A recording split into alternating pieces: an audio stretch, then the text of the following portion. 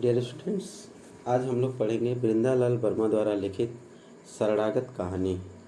इस कहानी में लेखक ने यह बताया है कि किस तरह से अपने शरण में आए हुए व्यक्ति की रक्षा की जाती है, और इस कहानी के द्वारा लोगों को यह संदेश दिया गया है कि हमेशा जो है अपने शरण में आए हुए व्यक्तियों की रक्षा करनी चाहिए। और यह कहानी एक रज्जम नाम के कसाई और ठाकुर के ऊपर लिखी गई कहानी है।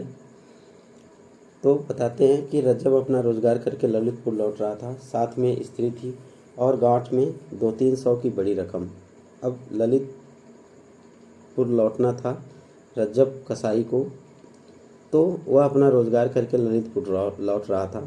साथ में उसकी पत्नी भी थी और साथ में उसके पास गांठ में 200-300 की बड़ी रकम भी थी। अब ये मत सोचिएगा कि 200-300 की रकम जो है आज के ज़माने में बड़ी नहीं है। वो उस समय जब कहानी 1889, 90 या 95 के आसपास लिखी गई थी तब की ये बात है। मार्ग बीहड़ था और सुनसान था, और मार्ग जो है बहुत बीहड़ था। बीहड़ मतलब घना था जो रास्ते था, और सुनसान था। ललितपुर काफ़ी दूर था, बसेरा कहीं न कहीं लेना ही था। ललितपुर जो कसाई का गांव था वो थोड़ा दूर था, इसलिए उसको कहीं न कहीं बसेरा लेना पड़ता। बसेरा मतलब ठहराव, रुकना पड़ता। इसलिए उसने मटपुरा नामक गांव में ठहर जाने का निश्चय किया। इसलिए उसने सोचा कि आज जो है यही मटपुरा नामक ग्राम में रुक जाया जाए। उसकी पत्नी को बुखार हो आया था और रकम पास में थी, और बैलगाड़ी किराए पर खर्च करने में ज़्यादा खर्च पड़ना पड़ता। इसलिए रज्जब ने उस रात आराम कर लेना ही ठीक समझा। अब उसकी पत्नी को बुखार हो गया था और पास में रकम भी था, इस नाते उसको थोड़ा खतरा था। बैलगाड़ी अगर किराए पर लेता तो उसको खर्च ज़्यादा करना पड़ता। इसलिए रज्जब ने आज रात वहीं रुक जाने का निश्चय किया। परंतु ठहरता कहाँ, जात छिपाने से काम नहीं चल सकता था। लेकिन अब दिक्कत ये थी कि वह रुकता कहाँ, क्योंकि जात छिपाने से काम नहीं चलता। उसकी पत्नी नाक और कानों में चांदी की बालियां डाले थी और पैजामा पहने थी। अब लेखक बता रहे हैं कि उसकी पत्नी जो थी वो चांदी की बालियां पहनी थी और पैजामा पहनी थी। यह एक खास जात के लोगों का पहनावा है, शायद मुस्लिम संप्रदाय के लोगों का पहनावा है। इसलिए इसके सिवाय गांव के बहुत से लोग उसको पहचानते भी थे, और गांव के बहुत से लोग उसको पहचानते भी थे, क्योंकि उसने उस गांव से बहुत से कर्मठ और अकर्मठ ढोर खरीद कर ले जा चुका था। ढोर एक प्रकार का जानवर, ये भेड़ बकरियां आदि होती हैं, तो उसको वो खरीद कर ले जा चुका था। चूँकि एक कसाई था, अपने व्यवहारियों से उसने रात भर के बसेरे के लायक स्थान की याचना की, और जो उसके व्यवहारिक थे, जो उसको जानने पहचाने वाले थे, उनसे उसने रात भर वहीं ठहर जाने के लिए जगह मांगा। लेकिन उन लोगों ने अपने ढोर रज्जब को अलग अलग और लुके छिपे बेचे थे, और जो उसको पहचानते भी थे तो उन्होंने जो अपने ढोर बेचे थे वह लुके छिपे बेचे थे।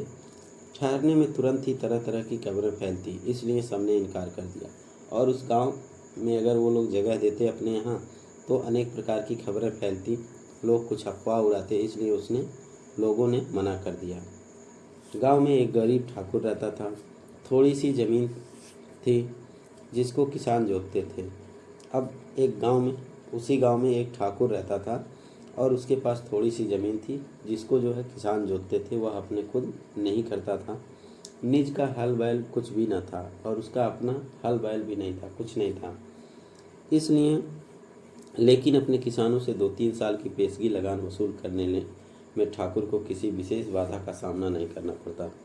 लेकिन ठाकुर को 2-3 साल की पेशगी मतलब अदायगी पहले ही लगान वसूल लेने में कोई दिक्कत उसको नहीं होती थी।